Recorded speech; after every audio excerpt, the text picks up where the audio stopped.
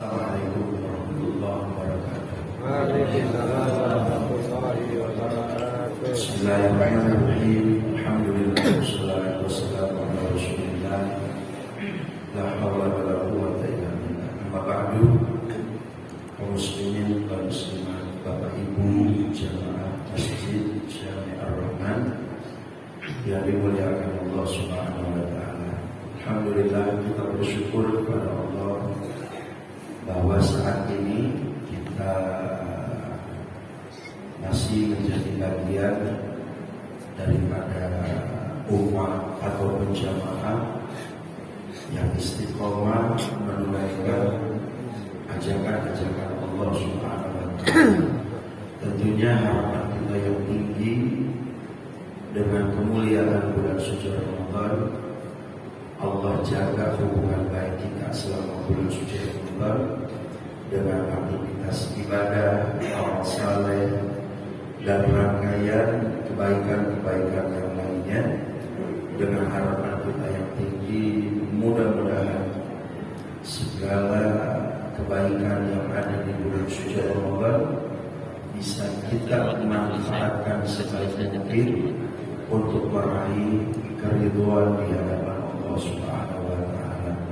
Sebelum kita memulai kajian fikih kita di pagi ini, marilah kita awali dengan membaca surah Al-Fatihah.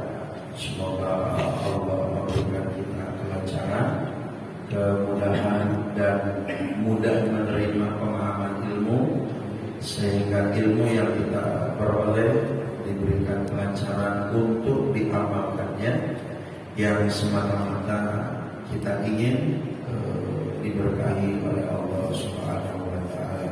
Fadil hadratin sayyidina Abdul Qasim Umar bin Abdul Rahman Al-Qas, Syekh Ali bin Abdullah Baras, Sayyidi Badrul Irsyad, Wabakil Ibad wal Bilad Al-Habib Abdullah ibn Ala wal Haddad, Sayyidina Ahmad bin Zaid Al-Habshi, wa Sayyidina Umar Al-Habshi, Sayyidi wa Habibi Al-Habib Hassan Al-Habib Salim bin Abdullah bin Umar Al-Syafiri, wa Abu Yasir Muhammad bin Hanabi bin Abbas Al-Maliki, wa Haji Muzzabil wal-Habib Qadir Jilani bin Mahdi bin Abdullah bin Umar Al-Syafiri, wal Habib Rizal bin Abdullah Jamalullah, wa Sayyidi wa Habibi Al-Habib Hassan Abdullah bin Muhammad bin Abdullah bin Salim Aidrus, wa Syekhina Muhammad Al-Haji Mu'ayin, wa Syekhina Syekh Muhammad Syekh Al-Lubina, wa Syekh Muhammad Al-Bandari, khususan Habib Hassan bin Muhammad bin Ahmad bin Salim Al-Kaf, wa Habib Zaid bin Ibrahim bin Shumail, usul Ibrahim wa al-Silsilatin, wa jami'il muntasibin ilaihim bi Allah yatawashshahum bir rahmah wal maghfirah, wa bi Allah yu'idu alaina min barakatih wa anwarihim wa ulumihim wa karamatihim wa asrarihim wa nafa'atihim bid-din wa dunya wal akhirah, wa ila hadratin nabiyil mustafa sayyidina Muhammadin sallallahu alaihi wasallam. Al-Fatihah. A'udzu billahi minasy syaithanir rajim. Bismillahirrahmanirrahim. Alhamdulillahirabbil alamin.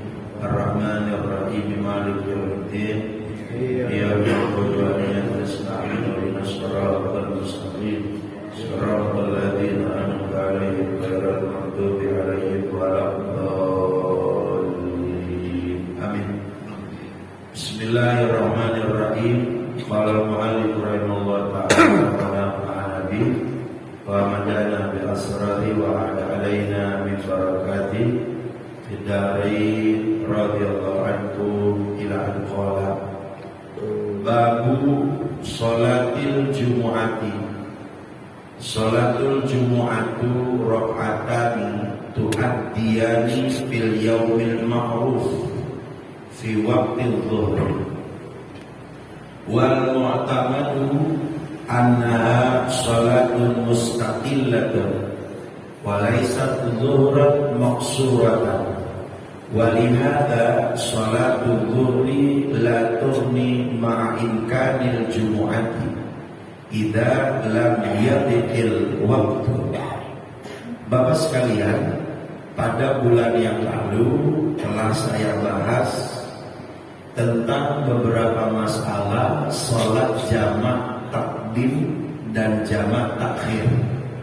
Sebagaimana saya kasih gambaran ada satu rukhsah, keringanan bagi setiap kita ketika diberikan ujian oleh Allah berupa sakit, dalam posisi sakit yang memang cukup berat, itu ada keringanan untuk menjamak salat, baik itu jamak takdim ataupun jamak takhir.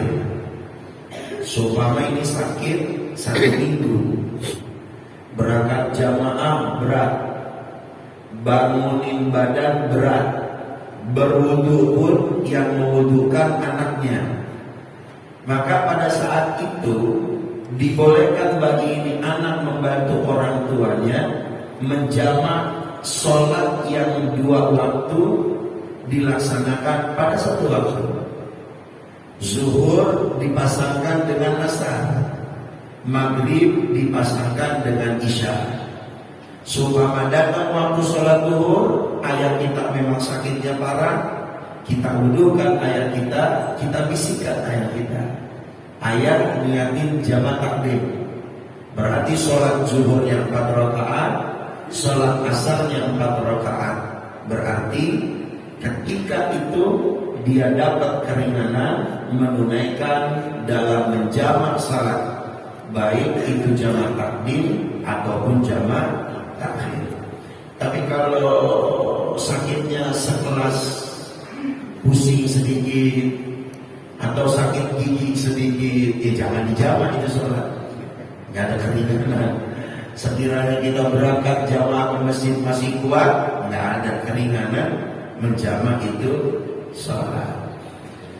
Nah, selepas masalah ini jamak, yang tidak kalah penting dalam bahasa kitab ini adalah satu bab yang akan kita perinci dalam beberapa pertemuan, yaitu tentang sholat Jum'ah. Jum'ah ini boleh dibaca 2, boleh sebutannya Jum'ah, boleh nyebutnya Jumu'ah. Dia terambil dari akar kata 3 huruf, jim, mim, ain, yang dimaknai jamaah, maknanya berkumpul. Yaumul Jumu'ah, hari Jum'ah, hari di mana Allah kasih perintah ke Nabi Muhammad untuk dikumpulkan seluruh umatnya, fokus menunaikan ibadah pada hari Jumat. Karena di dalam sebuah riwayat hadis yang lain dikatakan, hari Jumat itu adalah hari rayanya orang-orang yang belum bisa melaksanakan atau menunaikan ibadah hajinya ke Ka'bah. Nah, berarti Allah kasih keistimewaan sama kita sebagai kaum muslimin yang berangkat haji nunggunya tahunan, itu Allah hidangkan kita dengan ibadah salat Jumat. Sehingga dikatakan di dalam sebuah riwayat, ketika kita tunaikan itu ibadah Jumat, maka kita memperoleh nilai pahala orang yang menunaikan ibadah haji yang hajinya dia itu mabrur indallah, hajinya istimewa, hajinya mulia, hajinya tentunya dibahagiakan oleh Allah Subhanahu wa taala. Nah kan sekarang berangkat haji ongkosnya naik, ya Pak, 49.500.000 itu. Jamaah banyak yang mundur, benar, banyak yang mundur. Saya belum lama ada jamaah laporan, alhamdulillah Ustaz, setahun ini berangkat. Lalu kapan berencana berangkat? Tadinya saya mau berangkat 3 atau 4 tahun lagi, karena yang barengan saya banyak yang mundur 15 orang, ini orang dimajui. Wah, ini serem juga ini kita haji. Gitu kira-kira. Ya makanya kalau belum ada kesempatan haji, Jumat aja deh rajin. Itu pahalanya gede. Seperti pahala orang yang menunaikan ibadah haji di hadapan Allah Subhanahu wa taala. Nah, alasan ulama menyebut ini hari Jumat dengan sebutan Jumat, berbagai macam para ulama berpendapat. Yang pertama berkata, kenapa Jumat ini disebut dengan hari Jumat? Karena pada saat itu selama Nabi Adam Allah pisahkan dengan istri tercintanya Sayyidatuna Hawa, puluhan tahun lamanya Allah kumpulkan kembali mereka di dalam sebuah tempat yang ada di Makkah Al-Mukarramah. Itu terjadi pada hari Jumat. Nah, makanya disebutnya hari Jumat. Alasan yang kedua, ulama berkata, kenapa ini Jumat disebut dengan Jumat? Ini mengingat sejarah pertama kali Allah ciptakan genetik embrio calon keturunan umat manusia yang berasal dari Adam. Karena Adam Allah ciptakan pada hari Jumat. Makanya di dalam kitab Mukhtarul Hadis dikatakan Allah ciptakan Adam di hari Jumat. Allah turunkan Adam dari surga ke dunia hari Jumat. Dan Allah akan membuat keputusan kiamatul kubra, itu pun terjadi pada hari Jumat. Makanya kita dianjurin biar rajin Jumatan. Kalau lagi Jumatan kiamat juga bareng-bareng kita. Kira-kira begitu. Itu banyaklah para ulama menyebut sehingga wa huwa sayyidul ayyam wa afdalul ayyamil usbu'. Di hari Jumat ini adalah hari istimewa dalam satu minggu. Di hari Jumat ini adalah hari yang istimewa dalam satu minggu. Makanya kalau di pesantren daerah Kulon, Wetan ataupun daerah Jawa sebagian itu di hari Jumat mereka libur, Pak. Mereka libur. Apa yang dilakukan oleh perintah guru-gurunya, santri diperintahin satu baca Al-Kahfi, sholawat banyakin, bebersihin badan, lahir batin, menyambut datangnya pada hari Jumat. Kalau sekarang kan ya biasa aja Jumatan. Yang penting setengah 12 kumpul Jumatan, setelah Jumatan bubar gitu aja. Nggak seperti orang-orang dulu. Kemudian sholatul Jumu'ati raka'atani tu'addiyani fil yaumil ma'ruf. Sebagaimana kita ketahui bahwasannya sholat Jumat itu dilaksanakan sebanyak 2 rakaat.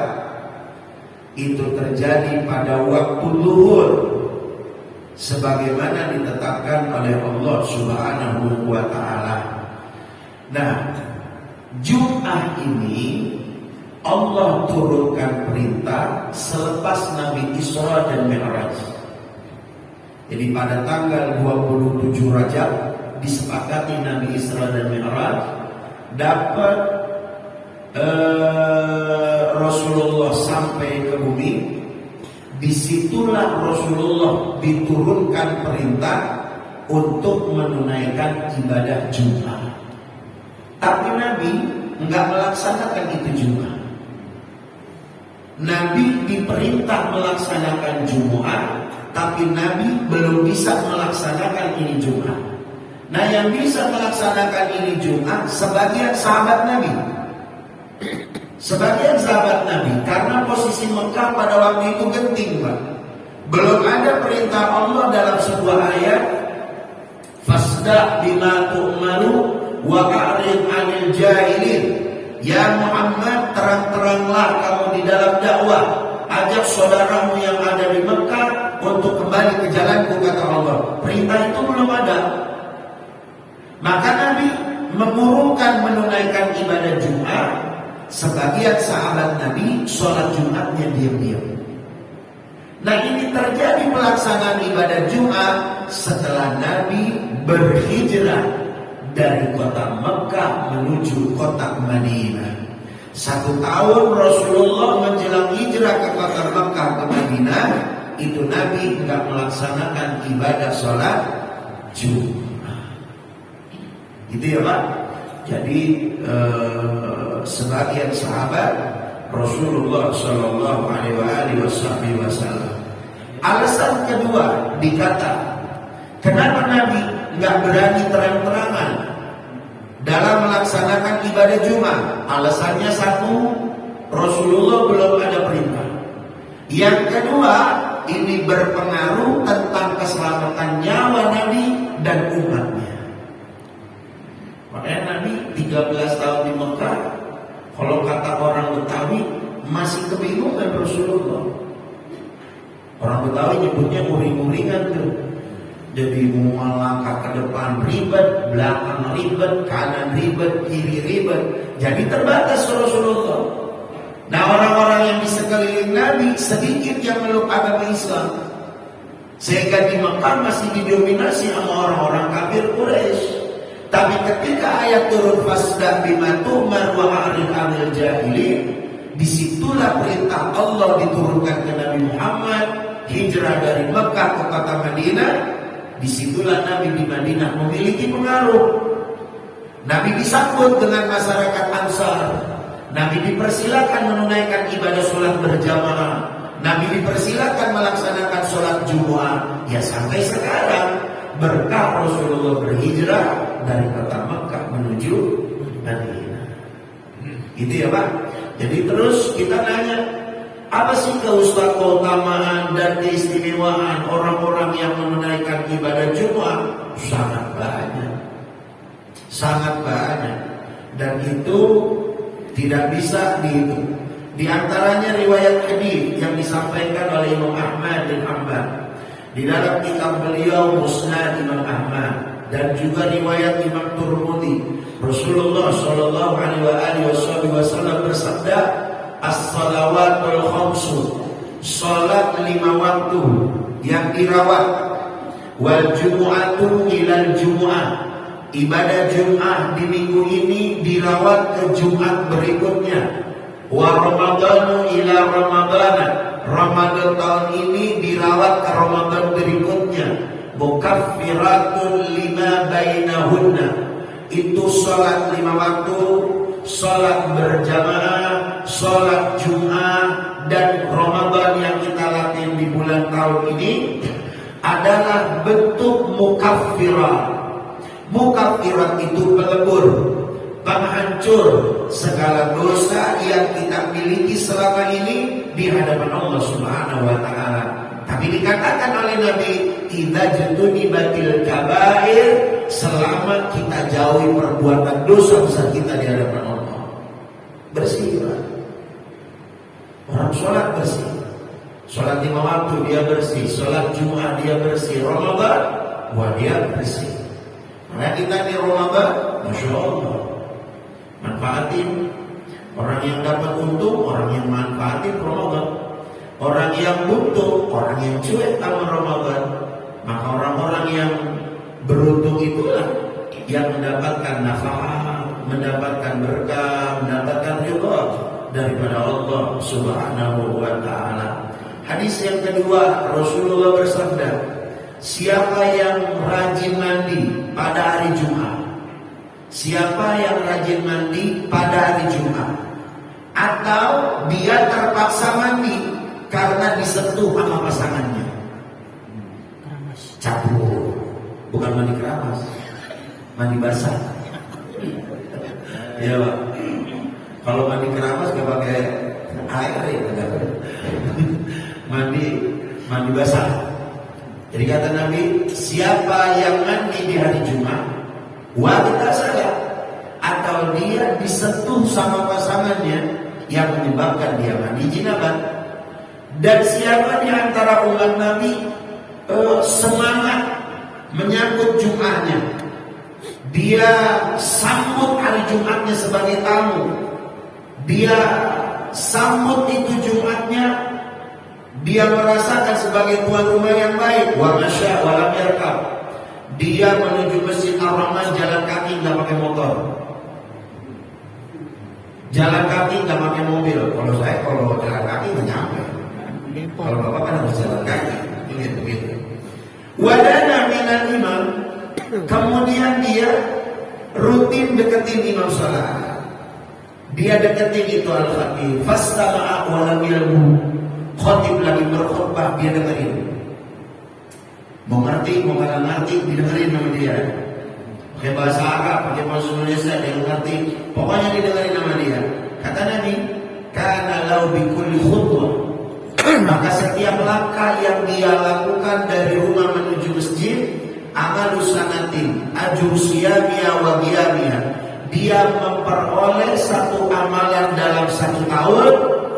Dalam 1 tahun itu pahala seperti orang berpuasa di siang hari, dan pahala seperti orang di setiap malamnya qiyamul lail, melaksanakan tahajudnya di hadapan Allah Subhanahu wa taala.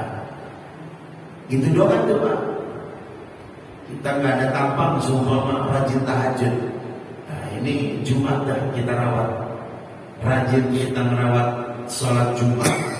Kita sambut itu Jumat. Maka nilai keutamaannya sangat istimewa di hadapan Allah Subhanahu wa taala. Begitu ya Pak? Oke. Syurutu wujubil jumu'ati sab'atun. Al-islamu fala tajibu 'alal kafiril asli wa tajibu 'alal murtaddi.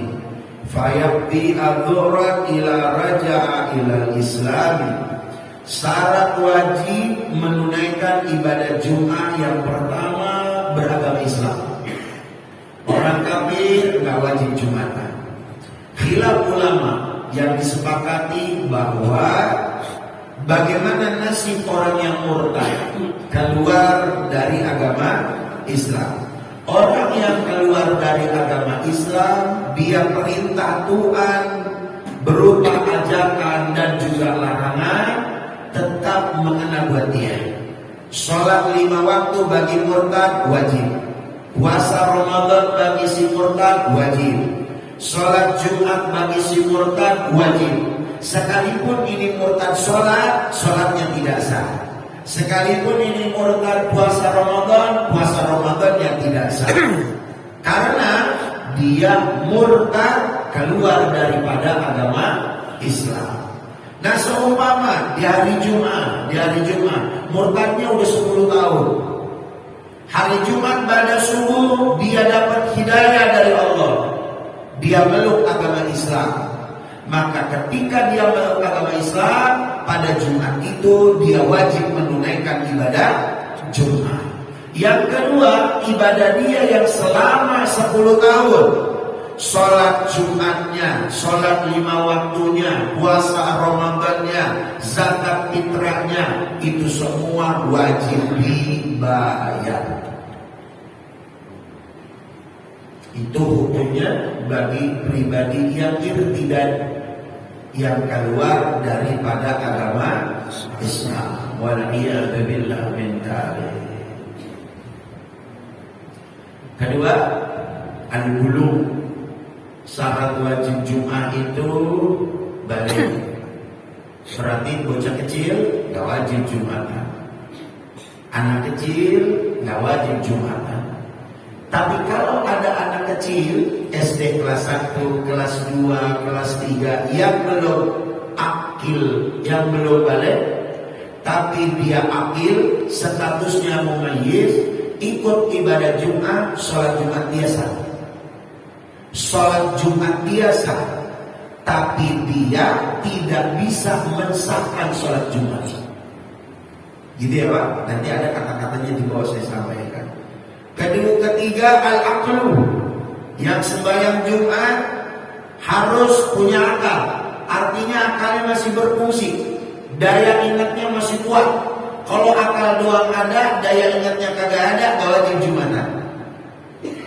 Kayak orang palanya kejedot, amnesia dia, lupa segalanya. Atau bisa jadi dia junun, gila. Nah itu kayak orang-orang gila, orang-orang kagak sadar diri, gak ada kewajiban ibadah. terutama ibadah sholat Jumat. Bagaimana orang gilanya sembahyang Jumat? Ya nggak sah. Lagi ngapain sih orang gila Jumatan? Ribet-ribetin aja. Gitu. Nomor 4, al-hurriyah. Tidak dalam status terikat dalam jenis perbudakan. Nah ini nggak saya bahas. Karena kenapa? Kita udah nggak ada perbudakan. Nggak ada. Kita udah merdeka. Hak-hak kita sebagai warga negara dan muslim enak. Kewajiban kita sebagai muslim juga enak. Nomor 5, al-dhukurah. Harus yang punya, harus laki-laki. Dhukurah itu laki-laki. Bagaimana laki-lakinya setengah? Setengah laki, setengah perempuan. Oke. Nih hebatnya agama nih. Saya kasih tahu. Ini biar kita paham, Saya kasih tahu. Kalau ada orang laki, jalannya dia ikutin seperti jalannya orang perempuan. Melehoy, gitu kan? Pantatnya digepoin. Kira-kira kayak begitu. Itu lanang mal'una dilaknat oleh Allah Subhanahu wa taala. Bapak. Nah, artinya zukurah di sini maskulin dia. Betul-betul laki-laki. Kan nyontoin laki beneran sama laki kagak bener gampang. Coba ya. Kalau laki beneran tuh, misalkan kalau dia lagi keringat dikasih tisu, dia melakukan begini nih. Laki-laki. Itu laki beneran tuh. Nah kalau laki yang kurang tapi benar, setengah laki setengah perempuan, mukanya keringatan, ngambil tisu melakukan begini. Nah itu setengah laki setengah perempuan. Bapak, waliyadzubillah. Ini mal'unah. Dilaknat oleh Allah Subhanahu wa taala. La'anallahu al-mutasyabbiina birrijali minar rijal. Allah laknat kaum laki-laki yang menyerupai kaum perempuan. Waliyadzubillah. Ya. Cara berpakaiannya berpakaian perempuan, dilaknat sama Tuhan. Gimik bicaranya seperti perempuan, dilaknat sama perempuan Allah Subhanahu wa taala. Pun demikian orang perempuan pengen jadi orang laki, dilaknat sama Allah. Al-dhukurah. Nah, bagaimana di dalam fikih ada status orang namanya al-khuntha. Siapa dia khuntha? Laki-laki yang memiliki dua alat kelamin, atau manusia yang punya dua alat kelamin. Punya laki dia punya perempuan dia juga punya. Maka diputuskan sama ulama, kalau dia cenderungnya ke laki-laki, alat perempuannya hilangin. Kalau dia cenderungnya ke perempuan, alat lakinya hilangin. Ya kalau dua-duanya habis. Dzukura, maka orang wadon perempuan nggak ada kewajiban Jumat. Bagaimana orang perempuan ikut Jumatan di Masjid Jami'ah Rahmah di lantai 2? Yang laki di lantai pertama, orang perempuan di lantai kedua ikut sholat Jumat. Sholat Jumat mereka sah. Oke, sholat Jumat mereka sah. Tapi para ulama mayoritas ashabus syafi'iyah menganjurkan kaum perempuan pada hari Jumat lebih baik mereka ada di rumahnya masing-masing. Itu lebih nyaman. Dzukur, as-sihah nomor 6 harus sehat. Kalau yang sakit tidak wajib Jumat.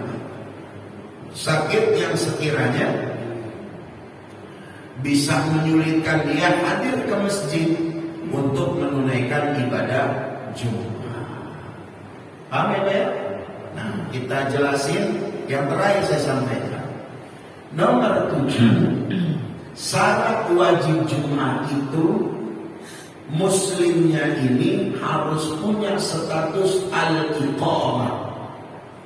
Iqomah itu dia statusnya memiliki tempat tinggal. Baik itu tempat tinggal dia untuk selama-lamanya atau tempat tinggal dia sementara. Ngontrak, oke, ya kan? Dia ngontrak di Kunciran, dia ngontrak di komplek TPI. Ternyata dia nabung uang, memiliki beli tanah di daerah Bogor, ya kan? Di sini ada 20 tahun, ada rezekinya dia kejodohan, berangkat dia ke Bogor, pindah ke sana. Selama dia mungkin di sini, orang-orang yang bisa mendengar panggilan sholat Jumat, maka mereka semuanya wajib hadir menunaikan ibadah Jumat. Kalau seandainya mereka kagak Jumatan, maka berdosa hukumnya. Beda sama musafir, orang yang melakukan perjalanan jauh. Status musafir itu pada hari Jumat nggak ada kewajiban. Selama tolak ukurnya qabla subhi sama ba'da subuh fi yaumil Jumat.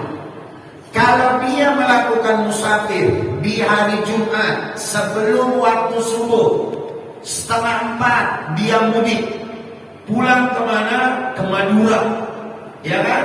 Naik mobil pribadi, maka dia di perjalanan tidak ada kewajiban menunaikan ibadah Jumat. Tapi kalau dia berangkatnya ba'da subuh di hari Jumat jam 5 pagi, sholat Jumat subuh Jumat di Masjid Ar-Rahman, maka nanti di perjalanan dia wajib menunaikan ibadah sholat Jumat. Nah, ini ketentuan hukum berlaku sebagaimana orang yang berpuasa. Kita boleh al-iftar, berbuka puasa, mudik Ramadan. Itu boleh buka puasa kalau kita berangkatnya sebelum waktu subuh. Lempengan sahur jam 3 kita mudik, menghindari macet, ya kan? Nah, maka ketika jam 10 pagi kita kelaparan, jam 10 pagi kita kehausan, maka disitulah dibolehkan untuk berbuka puasa. Tapi kalau seandainya dia berangkat ba'da subuh, dia berangkat habis subuh puasa Ramadan, jam 5:30, jam 6 pagi, mudik ke Madura, maka wajib menahan puasanya sampai datang waktu maghrib. Begitu ya Pak? Oh, ini teliti agama. Apa ya? Itu statusnya mukim. Statusnya mukim. Yang terakhir namanya mustautin. Dia lebih atas levelnya dari mukim. Siapa ini mustautin? Mereka orang-orang yang ada sekelilingnya di Masjid Ar-Rahman, hidup dan mati dia di lingkungan Masjid Ar-Rahman. Udah gak ada niat lagi pulang kampung, udah gak ada niat lagi balik ke tempat kelahirannya. Pokoknya dia bersama anak cucunya mati di TPI. Nah, itu status dia mustautin. Nah, orang yang mustautin inilah dialah yang menjadi mensahkan ibadah Jumat. Kalau mungkin dia wajib Jumat tapi tidak mensahkan Jumat. Tapi kalau mustautin dia mensahkan ibadah Jumat. Saya kasih contoh ke Bapak. Mana kasih contohnya? Sederhana. Ini Bapak ada 40 orang, statusnya mustautin, hidup mati Bapak di TPI. Ya kan? Di TPI, saya pokoknya masa tua saya Pak Ustaz di lingkungan TPI. Maka status Bapak mustautin. Sisanya orang-orang yang mukim. Bagaimana orang-orang yang mukim? Dia tinggal di TPI bukan menetap selama-lamanya. Mukim itu begitu Pak. Orang kontrak, orang sewa rumah, enggak menetap untuk selama-lamanya. Dia wajib Jumat tapi tidak mensahkan Jumat. Tapi kalau mustautin yang 40 tadi enggak ada niat pindah, selama-lamanya tinggal di situ, itulah yang menentukan sah tidaknya ibadah Jumat. Kasus datang ke Masjid Ar-Rahman, Mustautin 31, mukimin ada 100, ya kan? Mustautin 39, mukiminnya ada 100. Dilihat, oh jamaah penuh ini. Tapi yang mensahkannya itu ibadah Jumat kurang 1 orang. Maka di Masjid Ar-Rahman tidak ada kewajiban menunaikan ibadah Jumat, tapi hanya kewajiban menunaikan sholat zuhur. Paham ya Pak?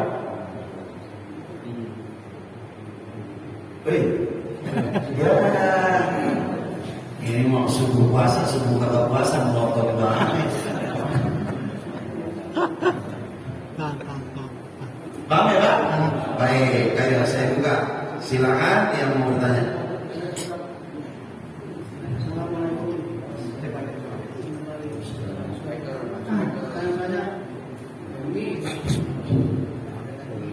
Udah.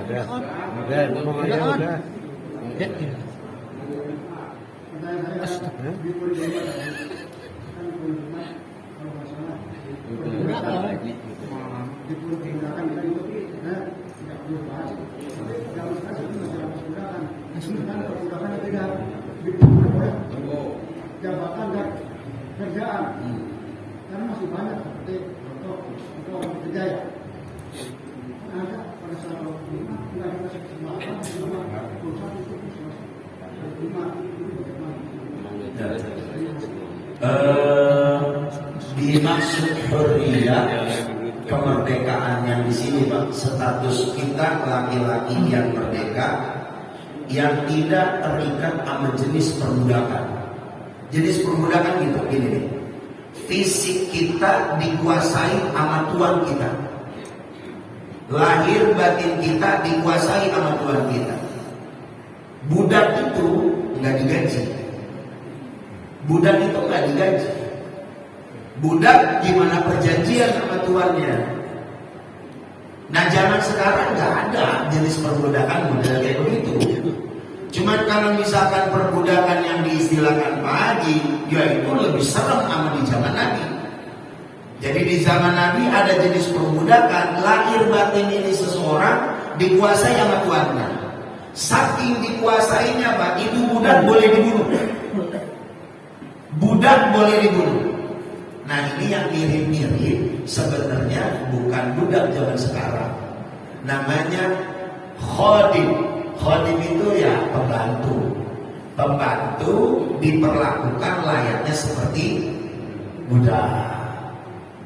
Itu kalau kita bertanya sekarang orang-orang yang memperkerjakan ibu-ibu rumah tangga itu standar aturan fikihnya banyak yang leceh. Itu kayak pembantu nggak sholat, itu yang kena dosa tuan rumahnya. Pembantu nggak sholat, yang kena dosa tuan rumahnya. Oh banyak itu kalau kita bahas. Nah kalau misalkan kasus Haji kayak tadi, orang yang dibudakin dunia, budakin nama jabatan, itu aspek yang berurusan dengan masalah batin dia. Nah kalau fikih yang dilihat aspek lahirnya. Jadi ini orang memang terikat menjadi seorang budak dari tuannya. Kita kan udah nggak ada. Ente budak siapa? Nggak ada. Maka kenapa saya nggak terlalu bahas lebih detail? Ya karena memang nggak ada zaman sekarang. Tapi kalau berbicara masalah kasus yang lebih dari perbudakan di zaman Nabi sekarang, yang lebih parah. Gitu ya. Silakan.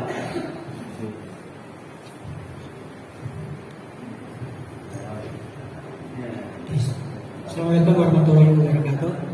Itu Pak Ustadz yang tadi sholat Jumat hanya 39 orang.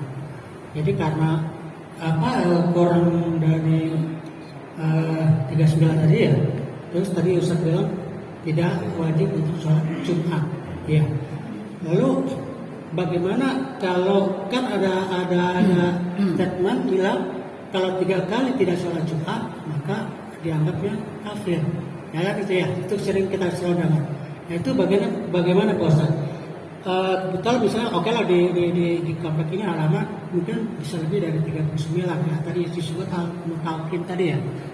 Lalu bagaimana kalau kita itu tidak misal tinggal di suatu daerah di pelosok gitu ya, kurang dari 40 orang atau pokoknya tidak memenuhi kuota yang 39 tadi.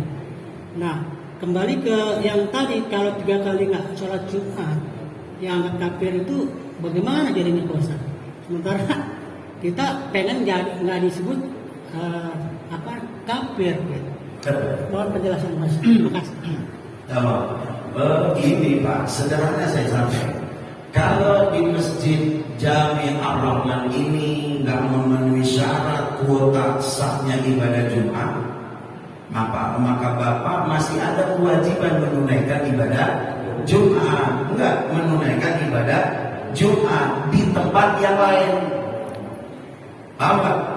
Di tempat yang lain. Ini kan kasus Jumatan ini enggak kelar-kelar. Enggak kelar-kelar kasus Jumatan. Karena kenapa? Mohon maaf, di masjid di sini ada masjid. Dekatan nanti sama komplek ada masjid, di sini ada masjid. Padahal waktu ini Jumat didirikan sama Rasulullah Shallallahu Alaihi Wasallam. Itu Jumat pelaksananya cuma sekali dengan ratusan atau ribuan umat Nabi Muhammad SAW. Jadi nggak ada yang kepecah di masjid ini Jumatan, di masjid ini Jumatan, di masjid online Jumatan. Nah kalau kita masih ada kemungkinan ketika di Masjid Ar-Rahman nggak menyukupi kuota sahnya ibadah Jumat, oh ada masjid Jami apa nih yang di kelurahan tuh? An-Nur ya kan? Masih muat di situ. Ya kita wajib sholat Jumatan di sana. Karena hitungannya kenapa? Masih dalam satu wilayah. Paham ya Pak? Nah terus bagaimana kita kalau kata Jumatan? Yang dimaksud oleh Rasulullah tidak Jumatan 3 kali berturut-turut, itu adalah pribadi muslim yang diberikan kemampuan menunaikan Jumat, dia kata Jumatan. Kalau kita kan udah ikhtiar, wah di sini Jami Ar-Rahman nggak bisa ini kita nggak sah karena kuotanya nggak mencukupi. Cari di tempat yang lain yang berdekatan. Tapi sekiranya udah melewati batas wilayahnya udah lewat, ada wilayah lain Jumatan, ya kita sholat zuhur saja. Begitu ya Pak. Jadi berdirinya Jumat harus memenuhi syarat. Kalau syarat tidak terpenuhi, ya nggak wajib juga. Gitu ya Pak?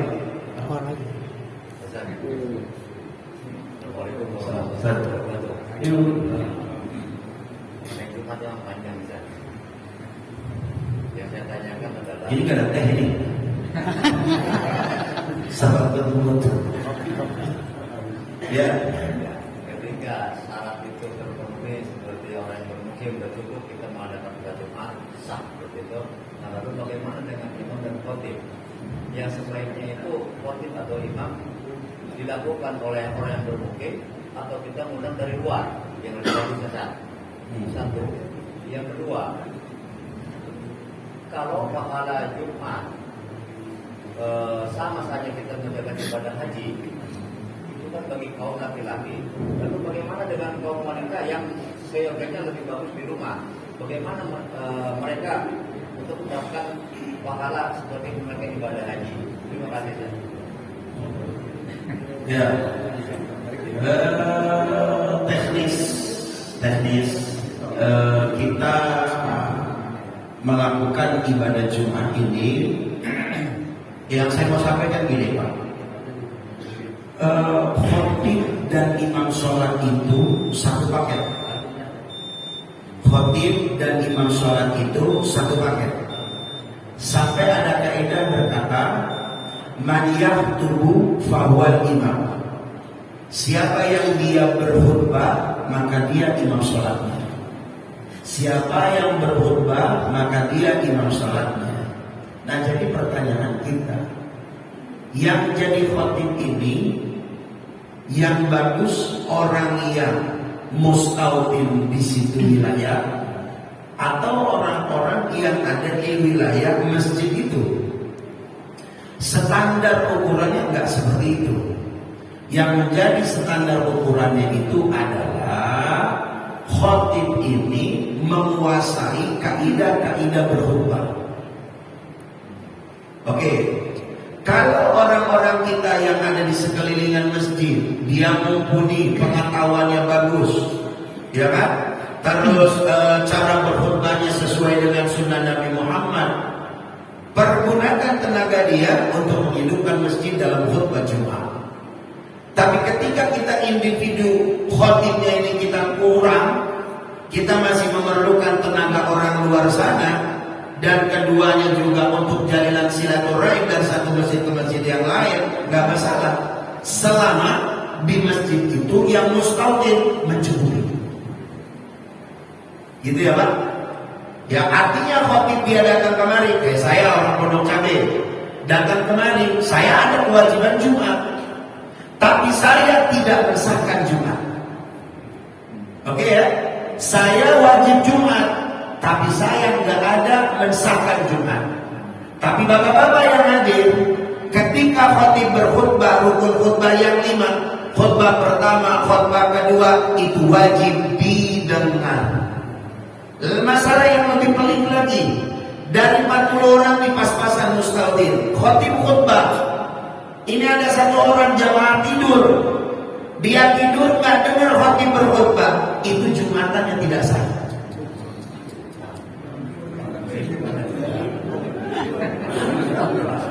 Berat.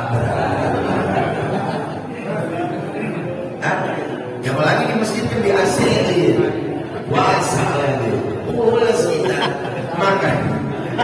Makanya dikatakan itu di kitab Bulughul Maram, kitab-kitab hadis, Rasulullah itu kalau berkhutbah, selain beliau memegang tongkat, beliau mengeluarkan suaranya dengan tegas.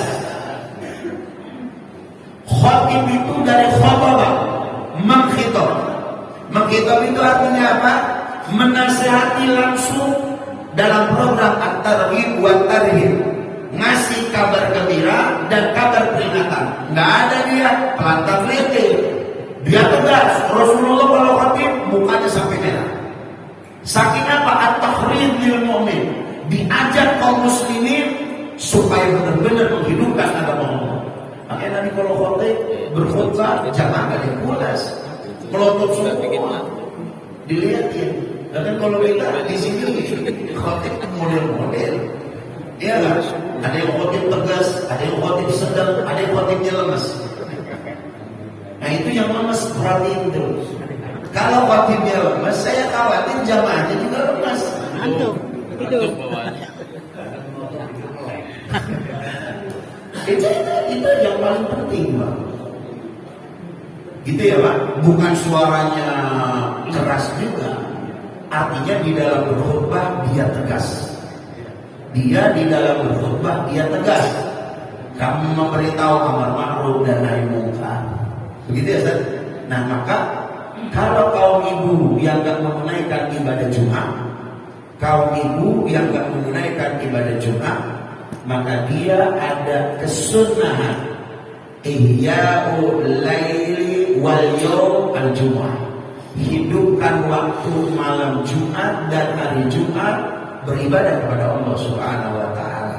Dia layani suami, dia beribadah kepada Allah, dia sholawat kepada Nabi Muhammad sallallahu alaihi wasallam. Pokoknya rangkaian ibadah, bahkan sunnah. Selama suami belum pulang sholat Jumat, sunnah tidak sholat dulu. Sampai suami pulang ke rumah, dia sambut itu suami, baru istri melaksanakan sholat subuh. Dan itu pahalanya sama seperti suami yang menunaikan ibadah Jumat. Gitu ya Pak? Ya. Assalamualaikum warahmatullahi wabarakatuh.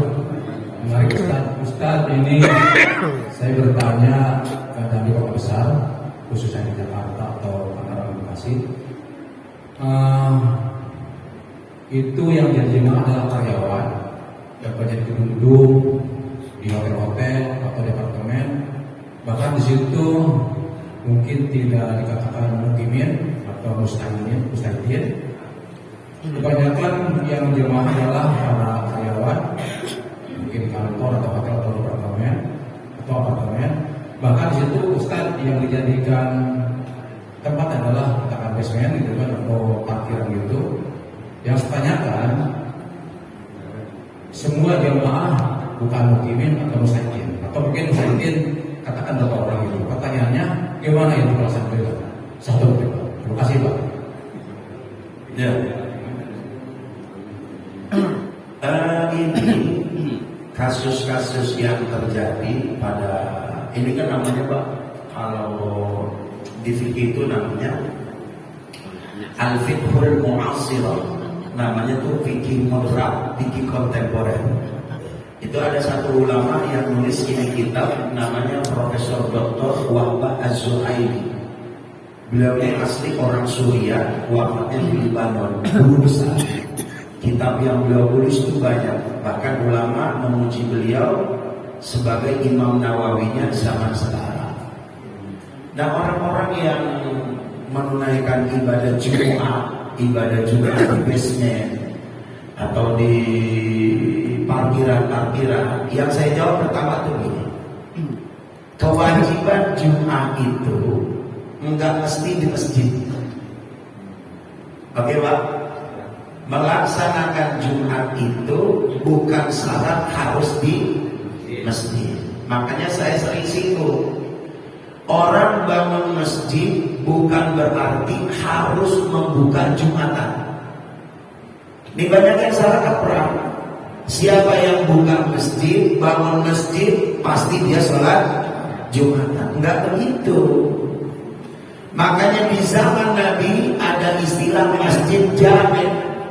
Masjid jami' itu yang menghimpun jamaah ribuan. Tujuannya semua umat muslim yang ada di wilayah masjid jami', padahal di sekelilingan masjid jami' ada beberapa masjid di luar masjid jami' nggak ada kewajiban mendirikan ibadah Jumat. Mereka harus semua sholat Jumat di masjid jami'. Nah sekarang nggak begitu. Di Jakarta, ya kan? Kita lihat itu di Jakarta, masya Allah, halulalan kendaraan luar biasa, masjid juga amat menyulitkan. Nah disinilah Imam Baijuri di dalam kitab Hasyiah beliau yang mengkomentari kitab Fathul Qarib dan At-Taqrib, ada kitab namanya Hasyiah Al-Baijuri. Itu ada 15 bahkan 20 model pelaksanaan ibadah Jumat. Artinya di dalam suatu pendapat ulama, ibadah Jumat yang mustautin 5 orang sah-sah aja. Karena kondisinya darurat kayak begitu. Nah akan tetapi kalau kita nggak seperti itu, silakan Anda mendirikan ibadah Jumat, selepas menunaikan ibadah Jumat melaksanakan lagi sembahyang zuhurnya untuk lebih hati-hati. Itu masalah kontemporer Pak. Jadi bukan jawaban fikih mazhab kita, jawaban fikih di dalam mazhab yang lain. Gitu ya Pak? Paham ya Pak? Ya kan kayak misalkan parkiran dipakai buat sholat ya tiap harinya? Enggak, ya kan? Parkiran ini kita gunakan cuma setiap di hari Jumat. Kadang-kadang kalau liburnya di hari Jumat kagak di Jumat di parkiran. Emang orang pada liburan. Kayak saya pernah di instansi di bengkel Mercy, di situ di dalamnya ada masjid. Saya udah rapi jalur khotib, ditelepon sama DKM, Ustaz, hari ini Jumatan libur. Lah, kata saya, mantap banget ini Jumatan bisa libur. Tahu-tahu kantornya libur, jamaahnya kagak ada. Nah itulah itu kan bahaya. Ta'tilul masjid, mengosongkan masjid, itu pun dosa. Oh, jadi pelik deh masalah begitu kayak begitu. Ya Pak ya, kira-kira ya, saya kasih gambaran kayak begitu. Jadi kalau misalkan kita berkata, apakah sah Jumatannya di dalam mazhab Imam Syafi'i? Nggak sah. Nggak sah. Bisa jadi ada ulama yang mengambil pendapat Mereka mengatakan, udah kita Jumatan aja. Daripada orang-orang Islam pada menonton main kagak jelas, mendingan kita kumpulin melaksanakan ibadah Jumat, tapi menggunakan pendapat ulama yang lain. Gitu ya Pak? Pak, ya Pak, silakan.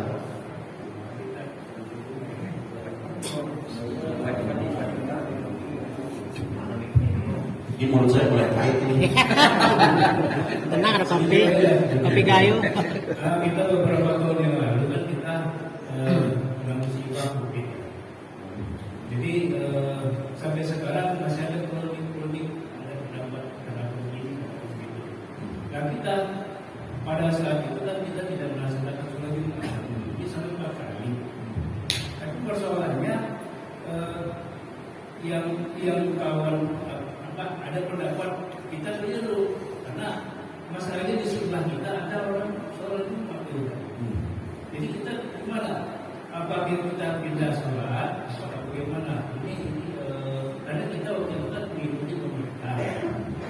Jadi ada pendapat sampai sekarang seperti menyayangkan itu sikap benar kita lurus.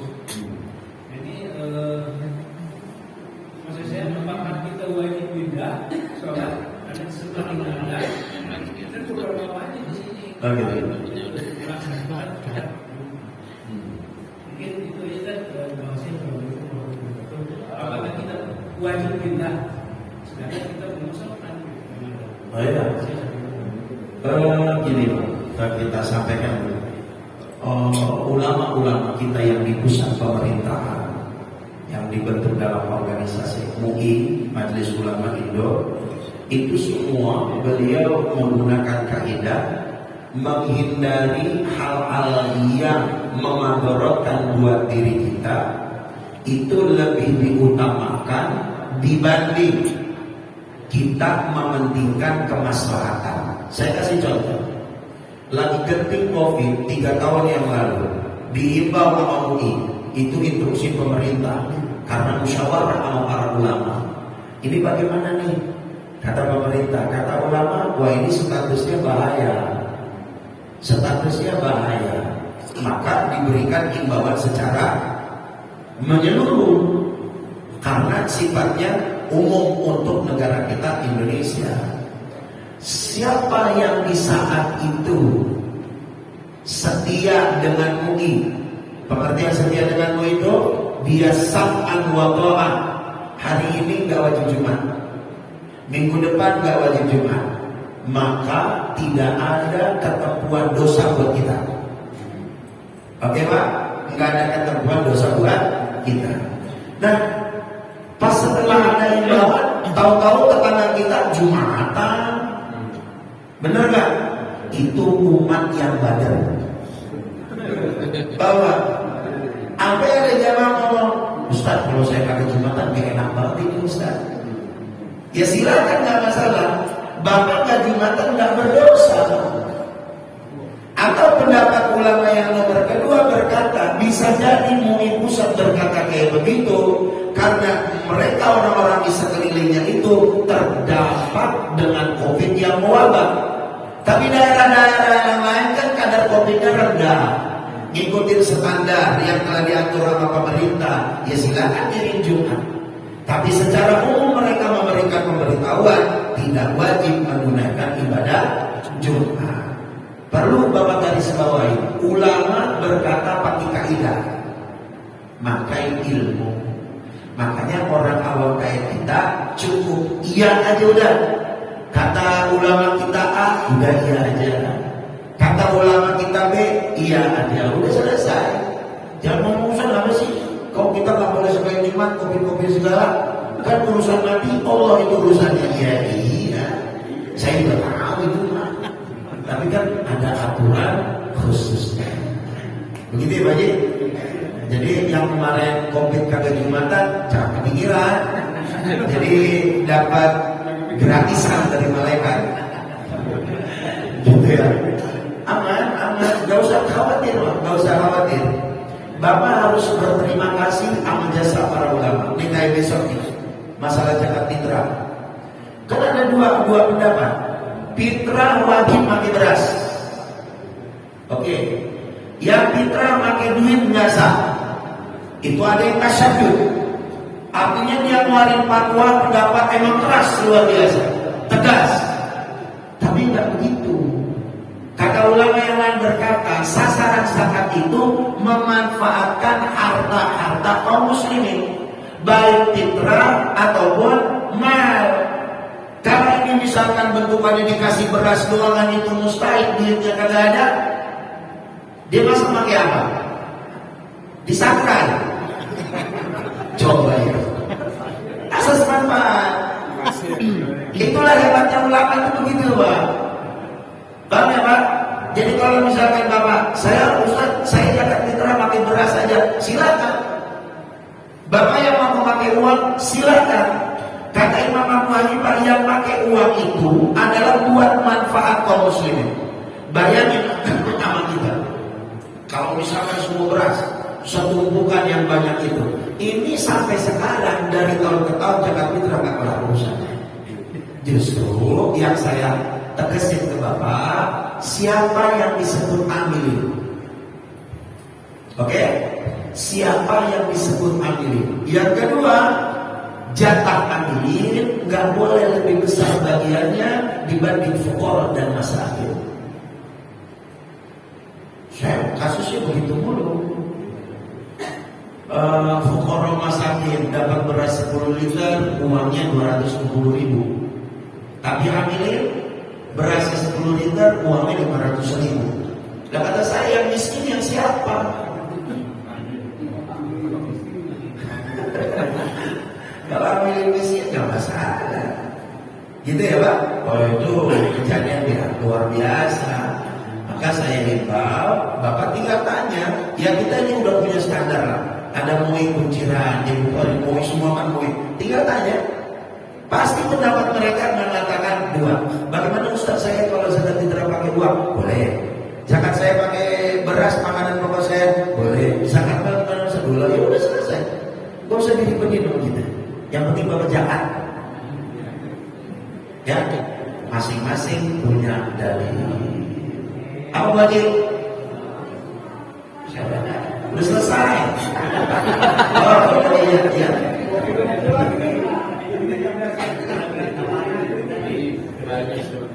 Menarik Pak. Ustaz mau tanya, kalau seandainya lebaran hari Jumat, apakah boleh Jumatan pagi? Karena saya pernah dengar kalau hari Jumat lebaran nggak usah sholat Jumat, apa gitu. Oh iya, kan ibu mau nggak Jumatan. Oh mau pilih. Betul Ustaz.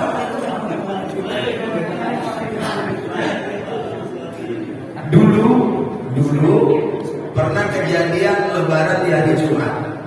Di zaman Rasulullah SAW. Kalau menuju ibadah Jumatnya tidak ada masyaqqah. Apa masyaqqah?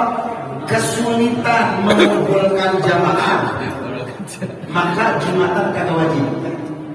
Saya kasih contoh di zaman Nabi, waktu Jumatan lebaran hari Jumat, itu jamaah sahabat Nabi rumahnya semua pada jauh. Sekiranya mereka kembali lagi dikumpulkan amat menyulitkan. Maka saat itu kewajiban Jumat nggak ada, karena sudah diwakili dengan sholat hari raya. Nah kalau sekarang kan Jumatan banyak. Kita lebaran di sini Masjid Jami' Ar-Rahman, masjid dekat, Jumatan banyak, jarak tempuh kita ngumpulin orang juga enak, maka Jumatan tetap wajib. Gitu wajib ya? Nah kalau ibu nggak wajib. Masih Pak Ustaz, maaf hanya robot ini Pak Ustaz. Saya telah nanya soal yang tadi kan bagian saya. Mohon maaf hanya macam-macam. Itu membeli baru sampai saya begitu. Saya tadi menanggapi perihal Quran itu orang yang tertidur saja rugi kayaknya tuh rumahnya ya. Bagaimana orang yang sering diumandangkan kata khotib sudah naik aja mogok binasa Jumatnya. Saya sering melihat orang masyarakat kita di sini kiri karena ngobrol nih bapak-bapak. Sahabat ngobrol mana Ustaz? Sahabat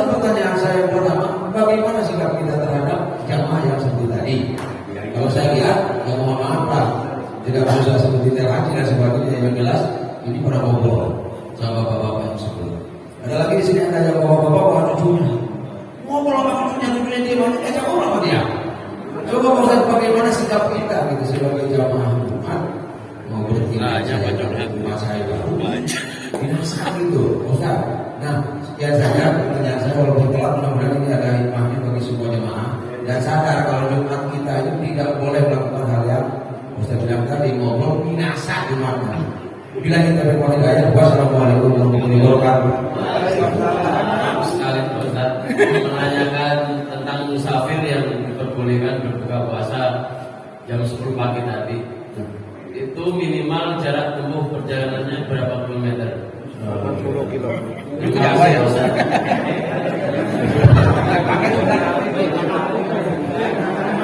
Bagaimana kalau ini kan sertifikatnya kita paksa? Oh ya, jadi gini, saya sampai Bapak ada di dalam sebuah riwayat hadis.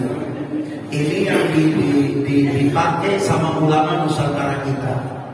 Ketika Bilal mengucapkan kalimat "Kumandang innallaha wa malaikatahu yusholluna 'alan nabi." Nah itu sebelum innallaha wa malaikatahu yusholluna 'alan nabi, beliau menyampaikan sebuah hadis dari Rasulullah sallallahu alaihi wasallam.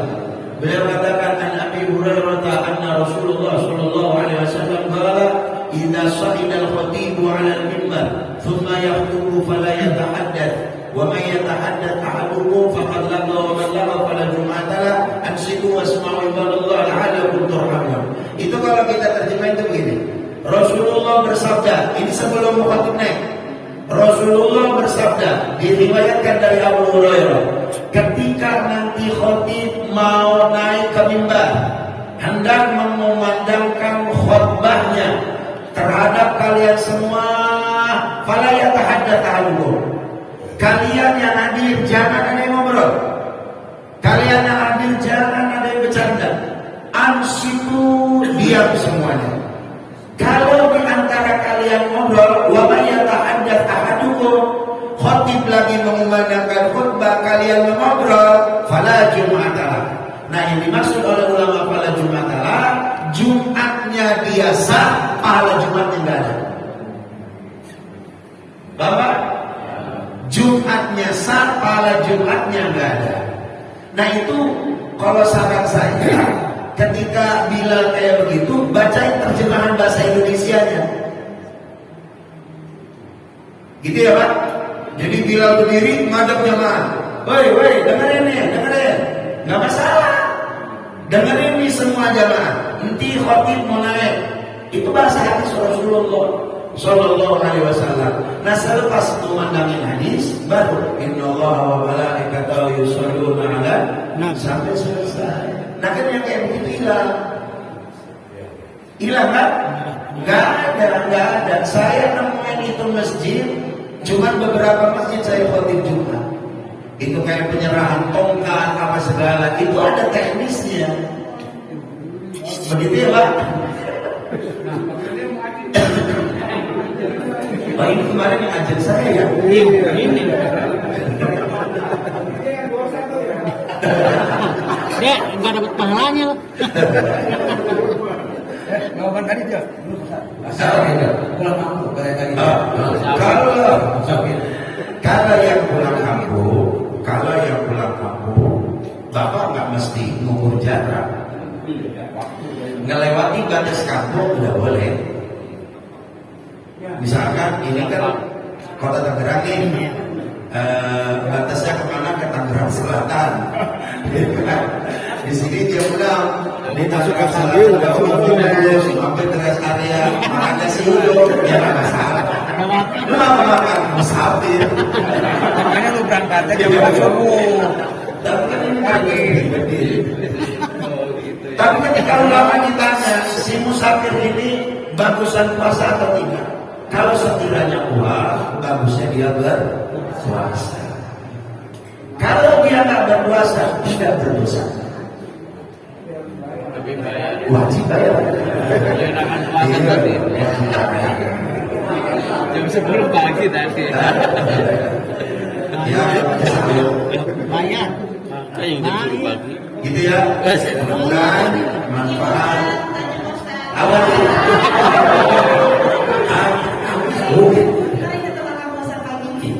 Kalau pernah lihat di pusat perbelanjaan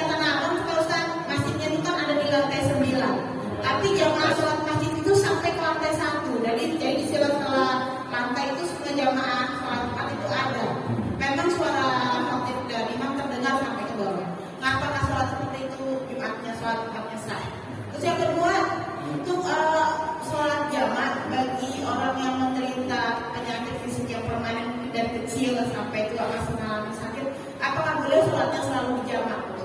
Itu aja. Makasih. Yang pertama, hukum masjid itu dari bawah ke atas. Masjid Jami Ar-Rahman, bangun masjid 10 lantai, maka sampai lantai 10 tetap disebut masjid. Kita imam sholatnya di lantai 10, makmumnya di lantai dasar pun, selama dia disebut masjid, sholat jamaahnya sah. Nah yang kedua, kalau misalkan orang sakit, selama dia sakit menderitanya luar biasa, maka kebolehan menjamak sholat terus berjalan sampai betul-betul sehat atau sebenarnya. Begitu ya Bu? Ya Ibu ini kan kayak kita nih begini. Seumpama kita rencana renovasi Masjid Jami Ar-Rahman, bikin 10 lantai, pakai lift, ya kan? Pelebaran nggak ada. Imam sholat di bawah, makmum di lantai 10, dia sholat biasa. Tapi itu ada dalam dagangan ada apa baju-baju, ada apa? Nggak masalah, selama di lantai 1, lantai 2, lantai 3, sekiranya makmum di lantai 3, imam sholatnya di lantai dasar, makmum dari atas ke bawah nggak terhalangi sama sesuatu. Saya kasih contoh, ini terkunci nih, ya kan? Ini terkunci sama kita. Di atas ada jamaah. Sekiranya jamaah di atas ngikut ke bawah, nemuin imam sholat di sini, terhalang sama pintu terkunci, maka yang di lantai 2 jamaah tidak ada yang sakit. Gitu ya Bu? Cuma kalau malah pakai pakaian kan bukan pintu, bukan permanen. Dia tak salah. Sah-sah aja salah. Gitu ya? Udah kalau Jadi, sih jangan tidur. jadi, Oke, dia Al-Fatihah. Bismillahirrahmanirrahim.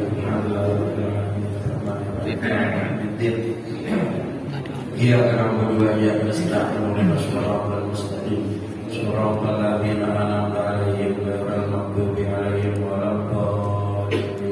Bismillahirrahmanirrahim. Alhamdulillahirabbil alamin. Allahumma shalli wa sallim ala sayyidina Muhammadin miftahi babir rahmatillah adada ma fi ilmillah salatan wa salaman daimin bidawami mulkillah wa ala alihi wa sahbihi wa man wala wala hawla wala quwwata illa billah. Allahumma ighfir lana dhunubana wa liwalidina warhamhuma kama rabbayana shaghira wa li mashayikhina wa muallimina wa ashabil hudil wajibati alaina wa liman ajra al-khairat lisani jami'il mu'minin wal mu'minat wal muslimin wal muslimat ala yamin wa rahmatika ya arhamar rahimin. Allahumma ja'al jamana hadha jam'an marhuma wa tafarruqna min ba'di tafarruqan ma'suma wa la taj'alna bina wa la minna wa la ma'ana wa la yad'una syaqiyan aw matrudan aw marhuma ya arhamar rahimin. Rabbana atina fid dunya hasanah fil akhirati hasanah wa qina adzabannar. Sallallahu ala sayyidina Muhammadin